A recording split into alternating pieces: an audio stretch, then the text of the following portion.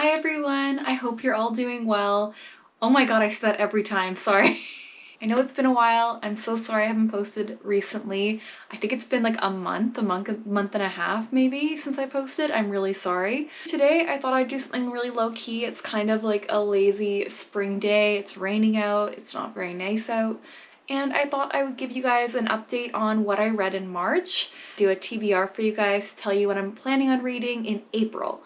I hope you guys enjoy. I'm just trying to think if there's any updates I can give you guys on my life that's happened in a month and a half. Well, I live in Ontario in Canada, and we went back into a shutdown, so everything is closed. This is going to go on for at least a month. It feels like we're going back in time because last year this was the exact same time that everything shut down as well. So it's a little traumatizing that we're going back instead of forward. So yeah, like all the malls are closed, libraries closed, like everything's closed. And if you go into like a big superstore like Walmart or Costco or anything like that, everything that is like not considered essential, such as like clothing, electronics, and all that, they're actually closed off and you can't go near it. You can only grab food and pharmacy stuff, which is like considered essential, obviously.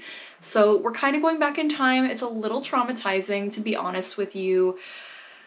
That's one of the big things that's happened. On a positive note, I learned how to roller skate this month, which is really exciting. And also, I actually only have 3 courses left for my human resources program, and I'm almost done, so I should be done in August. I'm really excited, so it's perfect. I'm really excited. But yeah, so that's the only updates that I can think of. But yeah, that being said, I wanted to talk about some books that I read in March. And just keep in mind, as I've said in the past, most of the books I get I actually borrow from the library. So I don't have the copies on hand with me right now, so I'll just insert a photo of the book on screen. I hope you guys don't mind that. The first book I actually read in March was Birds of a Feather, which is actually the second book in the series that I read before I told you guys about. It was called the Maisie Dobbs series. Books were actually made by Jacqueline Winspear, and it's a whole series. There's actually 16 books now released for it. And this was just one of the second books to the series, and it was called Birds of a Feather. And I read it and it was good. I thought it was pretty good. Honestly, this is terrible. Maybe it speaks volumes about how I felt about the book, but I really did enjoy it. I genuinely can't remember what it was about. It was good though. I liked it. Like I find her books are just like an easy read. Like they're very like, I don't know, you could breeze through them really fast. They're just cute little detective books. The Maisie Dobbs series is basically like an adult Nancy Drew, where the woman goes and looks into like crimes that are happening in her area. I actually really enjoyed it, but again, it wasn't one of those stories that like stuck with me. I just kind of forgot about it after a while. I just know it was a mystery book and I enjoyed it. For that book there, I would actually give it a 4 out of 5 just because I thought it was a cute read. Maybe a 3.5 stars. Like it was a good read. I enjoyed it. I thought it was fun. Nothing crazy. It wasn't like my life was changed after reading this book, but it was a cute read. I enjoyed it. There's been 16 books in this series. The 16th book actually came out in March, so I better catch on up. The second book that I actually read, I don't know, I feel weird saying I read it. I listened to it over Audible, The Invisible Life of Addie LaRue. I'm sure you guys have heard tons about this. It's one of the best sellers right now, and I honestly really enjoyed it. Like, I'm slowly trying to get into more fantasy books because that's what I used to love reading when I was a teen, and I just kind of fell out of it. Now my major interest is usually mystery books or nonfiction, but I really wanted to try it out, so I thought, why not do a fantasy book that I can just listen to when I'm driving to work and stuff like that. I thought it was kind of slow in the beginning, but as time went on, I really liked the storyline. I liked learning about Addie's life.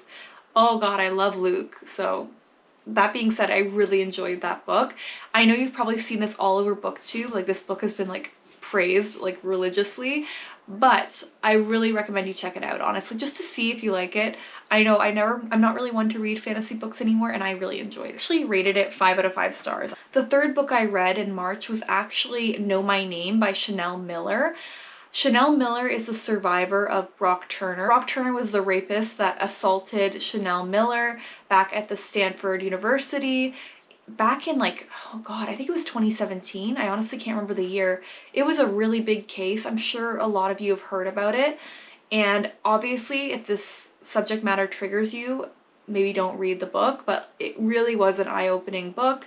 And Chanel Miller, to be honest, she actually went to school for English. So she was a really good writer. Like when I went to read the book, I obviously was reading it just because I wanted to hear her experience, but she really she was a really good writer. Like you really felt engaged in her material and what she was talking about and her experience, and you really connected with her as a reader. So I'd highly recommend it. Sorry, my dog's trying to scrape from under my bed. She like hides under there during the day when she's having a nap. I don't know why she did that right now. I really enjoyed it.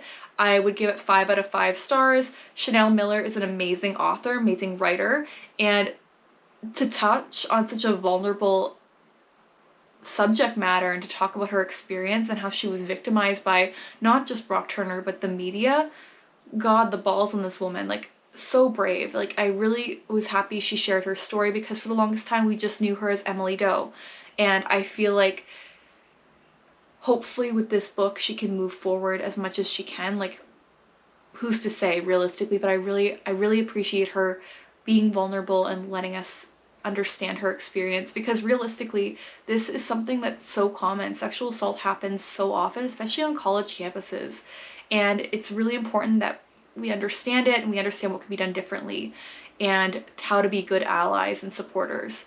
And it was a really good book. I really enjoyed it. Definitely check it out. The 4th book I read was Rosemary's Baby by Era 11. Unfortunately, it was... No. Molly, no. No noise. No. Lie down. Lie down. Mommy's trying to work. You lie down. No. Lie down.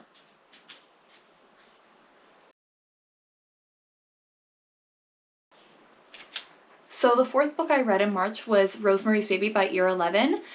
I loved it. I honestly really loved the movie when it came out. Unfortunately, I think it was directed by Roman Polanski, who is very problematic. Very problematic. But I really enjoyed it. God, I hope I'm right. I think it was Roman Polanski. I don't know why that name's coming up. Rosemary's Baby was directed by this problematic director, but I really loved the movie. I thought it was really like ahead of its time. It still scares me to this day. It's not a gory movie. It's not anything like crazy that's happening. It's just the subject matter that it deals with. And keep that in mind if you want to check out this book, because maybe you haven't watched the movie, or maybe you have watched the movie but want to read the book. It does involve sexual assault and demons and stuff like that. It's a really scary book. If you've ever just watched the movie, I have to say it really did follow the book to the T, but the only thing that I noticed was that I liked that I could actually understand what Rosemary was thinking and how she was processing the situation, because when you watch the movie you obviously can't get a sense of what the character's thinking, because obviously they can't project it out loud or it'd be weird.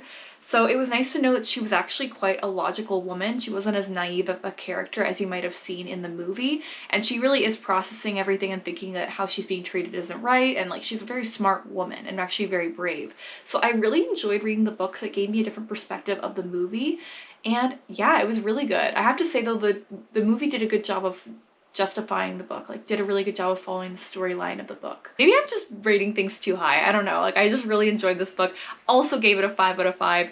Really enjoyed the subject matter. Thought it was a great book. I was already biased though, because like Rosemary's Baby the movie is like my favorite movie, so I'm a little biased, but honestly really good book. Check it out. I think I also want to check out Stepford Wives at some point, which was also written by Era 11, which is a similar situation where women are being controlled by patriarchy, by men in their lives, and it's a really interesting story. Finally, the 5th book that I read in March was actually The Immortal Life of Henrietta Lacks. This book was really interesting. The premise of the book is basically this woman is really interested in the life of Henrietta Lacks, and she goes to her family to figure out as much as she can about her, to write a book about her. And Henrietta was an amazing, brave woman who unfortunately she died of, I believe, cervical cancer or something of the element of cancer, and she died in like the 50s or the late 40s from cancer. And what happened was a bunch of doctors were trying to find a cell that would actually live forever that they could use in science to do a bunch of experiments and stuff like that. And every time they tried to take cells from people, they always died. But by chance, they ended up actually scraping some cells out of Henrietta's cervix, without her informed consent, and they actually sent it off, and it turned out that those cells lived. Like, they kept living. And please mind you, I have no science background. This is just my basic understanding of what happened. But they ended up taking these cells and they ended up cultivating them. And these cells are still alive today, and they've been used for polio vaccine, cancer treatment. They were used to actually send into space. They were to see if they would survive in space. Like, there was massive amounts of money put into these cells, into like sending these cells off and experimenting on them. And it was without the informed consent of her family and of her. Like, she had no idea what was going to happen with them. They didn't see a penny of any money that was actually made from the selling of her cells, and the money that's been made since then. And these cells are still alive today, and they're still being sold on the market, and people have no idea. But she doesn't get as much she doesn't get any recognition, realistically, maybe more now than she did in the past. But nobody knew where these cells came from, or there was no name attached to these cells except Gila, which is Henrietta Lacks. And it was a really interesting book, guys. Honestly, 5 out of 5. I think I gave it a 4 out of 5 on Goodreads, because the only thing that I have to say is that it was written by a white woman. And I feel like she had a very privileged position when she was coming to the family to like learn about Henrietta, and like, I just feel like she was kind of insensitive at times. And I don't know, she made the book kind of about her at times as well. So I think I understood some of the criticisms that people had about the book as well. So that's why I didn't give it a perfect score, but I really enjoyed the subject matter, and I really enjoyed learning about Henrietta's life. And honestly, guys, I really think you should check this book out. Like, I know it's a nonfiction, maybe that's not your cup of tea usually, but realistically, this book was really informative, and it taught me a lot about a woman that really advanced science to this day, and the fact that they're still using her cells and nobody knows anything about her.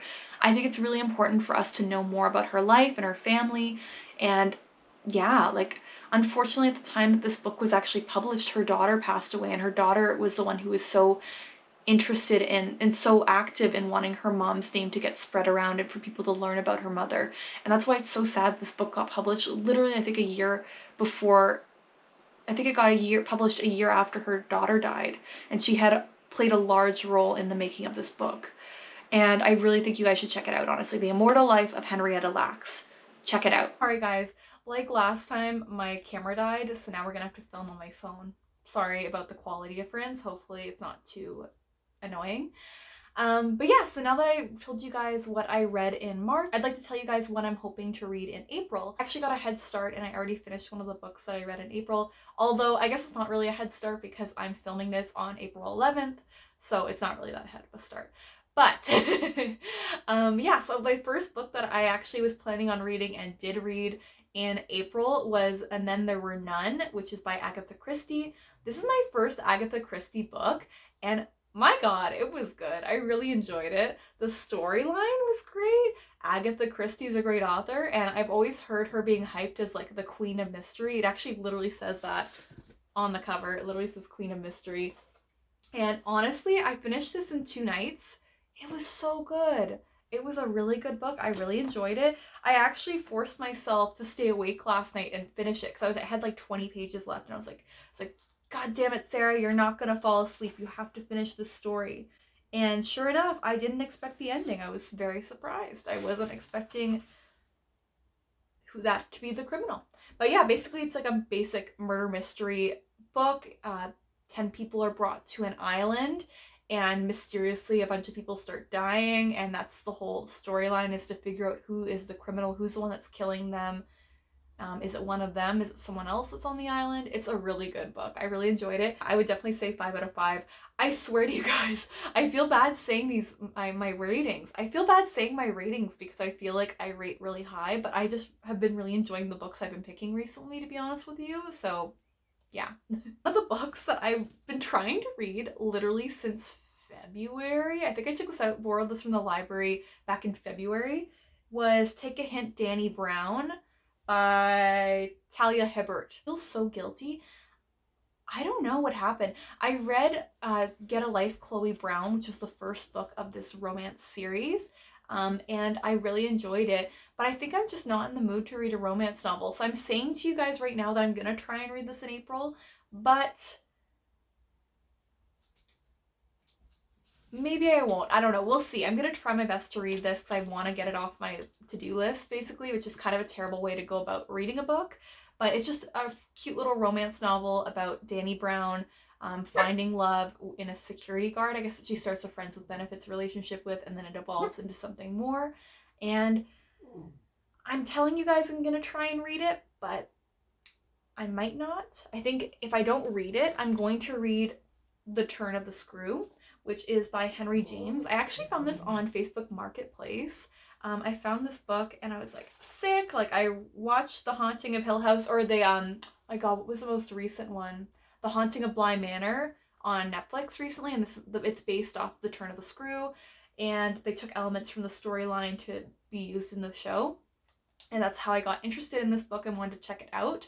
I'm hoping I can get through the book. I really want to check it out because I really enjoyed The Haunting of Bly Manor.